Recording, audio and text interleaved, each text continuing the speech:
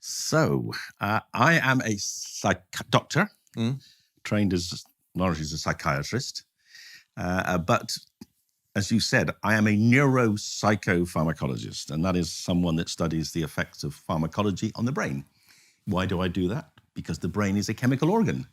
Your brain communicates, all the neurons in your brain communicate with each other by chemicals. There are 80 different chemicals in the brain.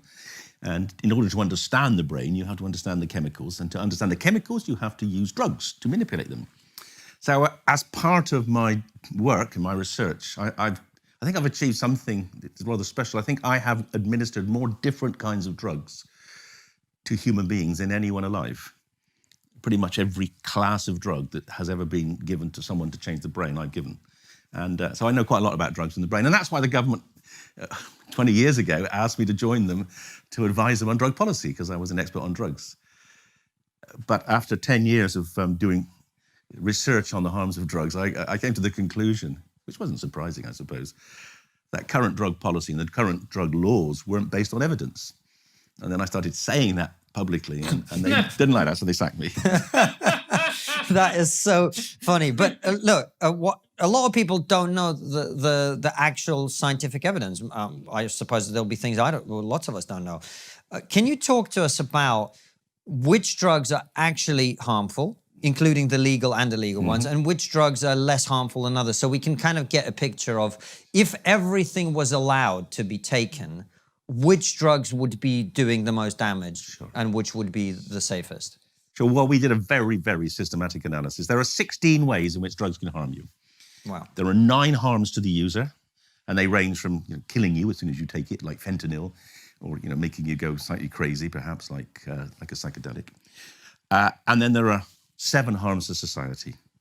So if all drugs were legal and they were equally used, the most dangerous drugs, which would harm the most number of people, would be drugs like heroin, fentanyl, crack cocaine, crystal meth.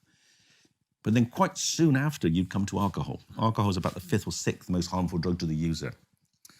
And the thing I got really angry with the government was that the drugs which are relatively less harmful, drugs like ecstasy, like LSD, like magic mushrooms, they're the ones that attract the highest penalties, even though they're much less harmful than drugs like even alcohol.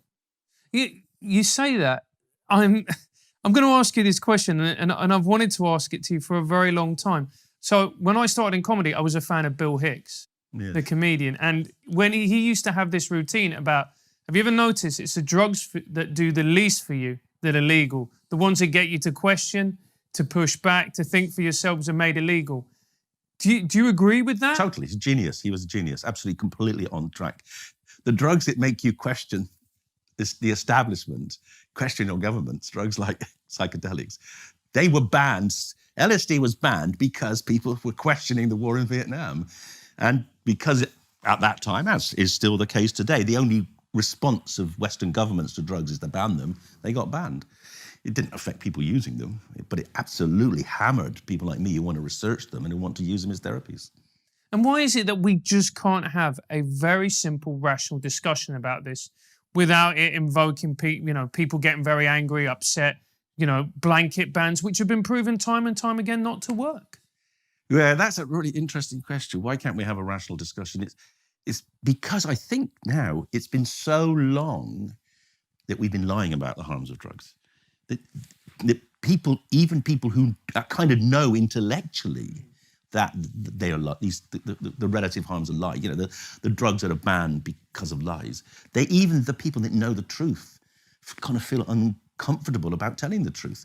And I think obviously a lot of people do believe the lies, and they do believe that drugs like LSD are more harmful than alcohol, which is of course completely wrong. And we've had this phrase obviously used in the last year in particular, which is following the science. Yes. Right? When it comes to other things. Yeah. Have we been following the science on drugs? No, we've been actively denying the science. And we've been denying the science. Do you know when it all started? It started in 1914 with the Opium Act. The Opium Act was brought in kind of at the behest of pharmaceutical companies who didn't want people using plant products. They didn't like people smoking opium. They wanted people to use the pure extract of opium, which is called morphine, which they had patented. And in fact, they patented other extracts like codeine and heroin. So there was an antipathy to using plant products then. It was a sort of gaining control of the markets by big pharma, particularly those German pharma companies. But in order to get opium banned, you couldn't just ban it because it was competing with pharma. What they had to do was create the fear of opium. And that was very easy. You just created a fear of Chinese. And in London, the East End of London, where we are now, this was, basically Chinese people living here were smoking opium.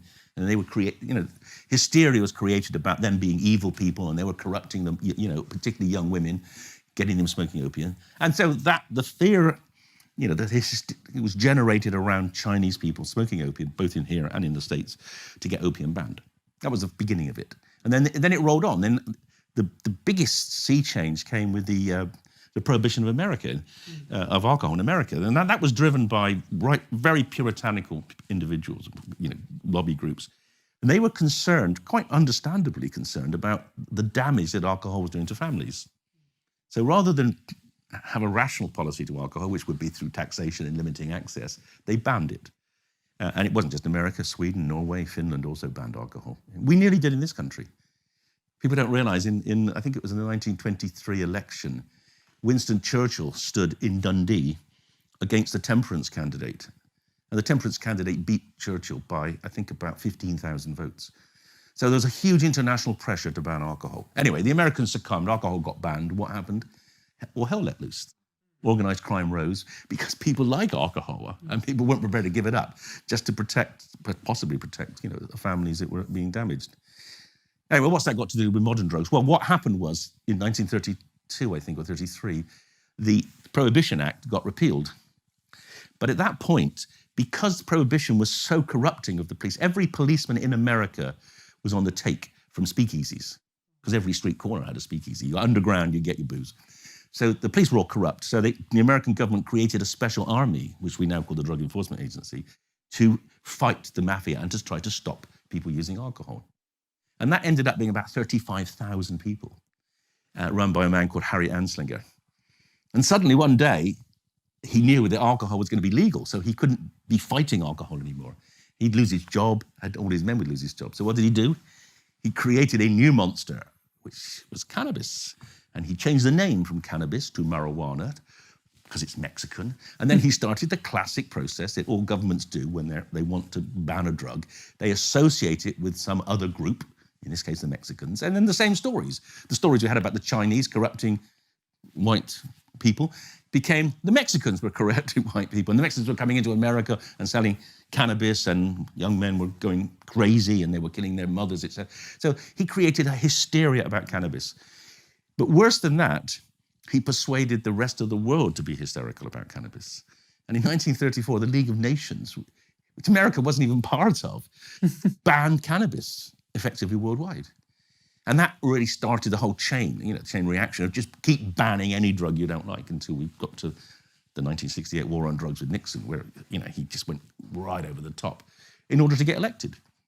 And we're talking about it now, but it does seem that we're starting to have a more balanced approach. Yeah. For example, New York I think they've legalized cannabis. Have they not? Do you think that's part of a wider trend, David, that we're seeing now? Yeah, well, the debates happened. I think, to be honest, my sacking made a contribution in this country to the debate, because people said, well, why has he been sacked? And they said, because he's saying that alcohol is more harmful than LSD and that cannabis should be legal because it's less harmful than alcohol. And people started saying, really? Oh, but he's a scientist. Oh, maybe he's right. We had the ex-postman, the Home Secretary, Alan Johnson, sacking me, saying I was wrong on the harms of cannabis. I mean, who are you going to believe? You're going to believe at least me, because I have done some research. I do have sort of integrity and I do have some knowledge.